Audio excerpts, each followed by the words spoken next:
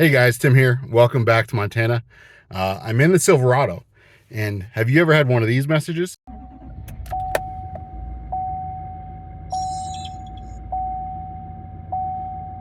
Well, it hasn't come on.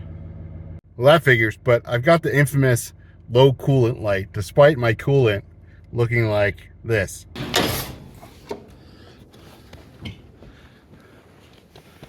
So the coolant's full, but that little sensor in there doesn't think so, especially as you get driving and go over bumps. So originally I just bought a new sensor, but thankfully I did a little bit more research, and it looks like you need the whole reservoir. That replacing that sensor is not going to happen. It's the wrong sensor that they give you. Right here. So that's not happening. The other sensor didn't look like this anyway, so we're good to go. So here's the Dorman part number. This truck has two batteries. You got this one on the driver's side and then of course the one on the passenger side. So you got to disconnect the negative from both unless you like discharging the battery into the air. This one's a 10 mil. Don't need to take the nut all the way off, just loosen it. And then I like to put it in a glove or something to keep it from grounding out. I'm going to do that with both hands. And I'm going to take off the negative on this side. Hoping I don't need to take out the airbox. Okay, this one's a 13 for this, I don't know, body mount. Not quite a sway bar.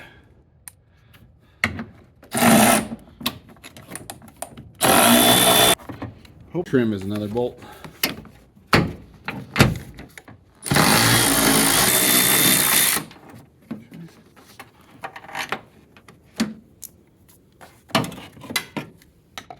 Now I'm going to use my panel popper to try and pop off these clips without breaking everything. Yep.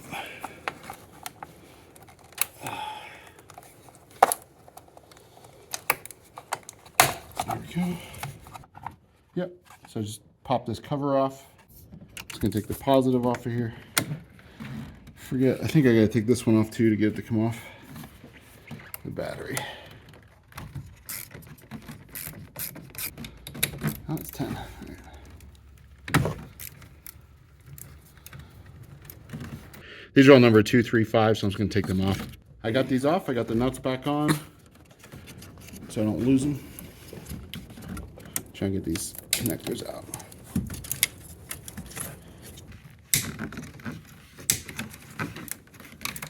There we go.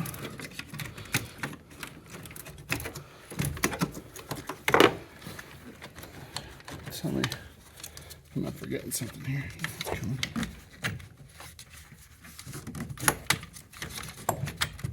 There we go. All right, that's out. So down there behind the battery is the tie down. So I'm just going to loosen that. It's another 13 mil. Okay. Here's a coolant bottle. Here's the sensor down here. I'm going to get that sensor unplugged. And then we need to disconnect the coolant lines. If you care about coolant going everywhere, you can put a bucket or something under there, but I don't really care today. So it looks like there's one bolt here. And pro tip, here's the new container. So let's see where the connectors are. So we have one connector here, which is what we saw. And where did GM hide the other one? Did they hide another one? No? Okay, good. So it looks like it's just this one bolt here.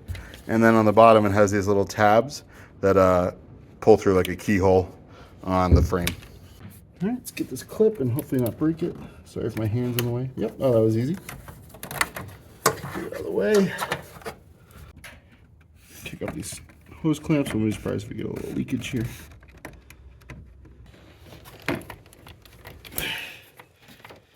She does not want to come off. There we go, let's try it again. There we go. Ooh, under pressure.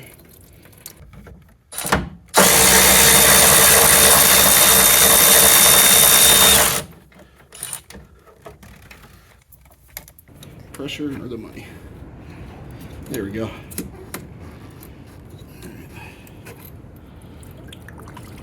Oh, yeah, I probably should have put a hose clamp on that.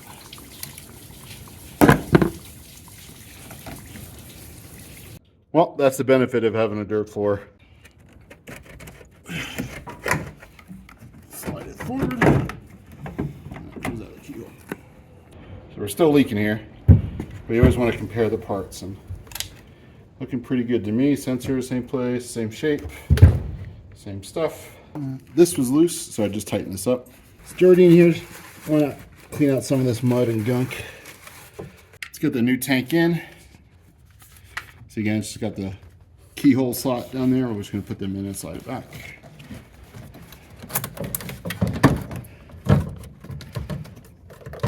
All right, another try. All right, I think that was the trick. I put this side in first and held this out of the way.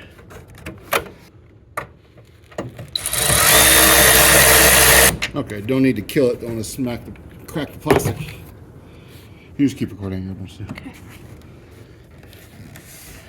Let's get this sensor back in.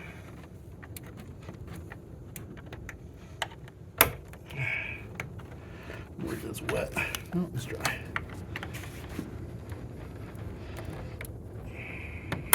Okay. Let's get this bad boy on there.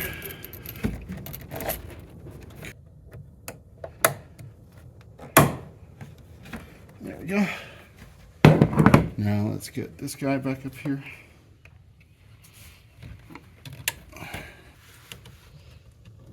There we go. Okay. Looks like it needs to be a little lower. There we go.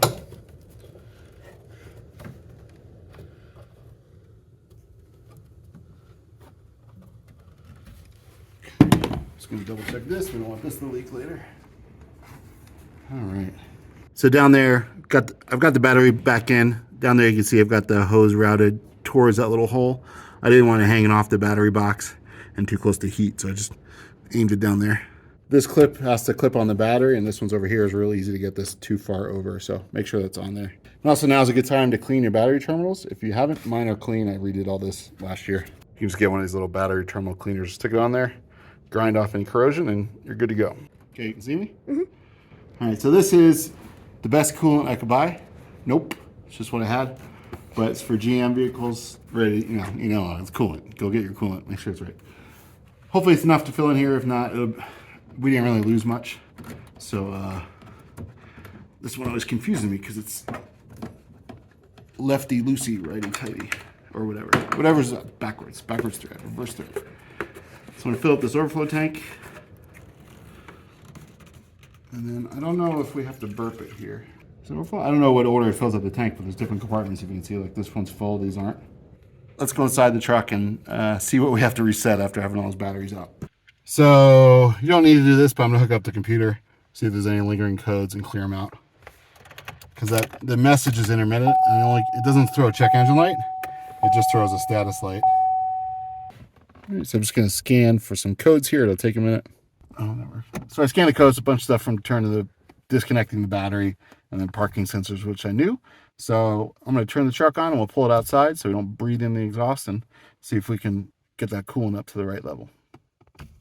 So hopefully you can hear me, but alright, the fluid started to come back up a little bit, so I'm going to fill up that top container. Add a little more in there. I'm going to let it come up to temperature and see what happens. All right, took it for a test drive. No lights came on, no warnings, nothing. Temps came up good. So I'm just gonna keep an eye on it for a couple days or whatever. I got coolant in the back and I can just top it off as needed. So I hope the video helped you out. Like, comment, subscribe, all that good stuff if it did, or if it didn't, or you wanna make fun of my hair, or whatever you wanna do. Just go down and comment. Thanks again for watching, and until next time, keep standing up for what's right, and may God bless you.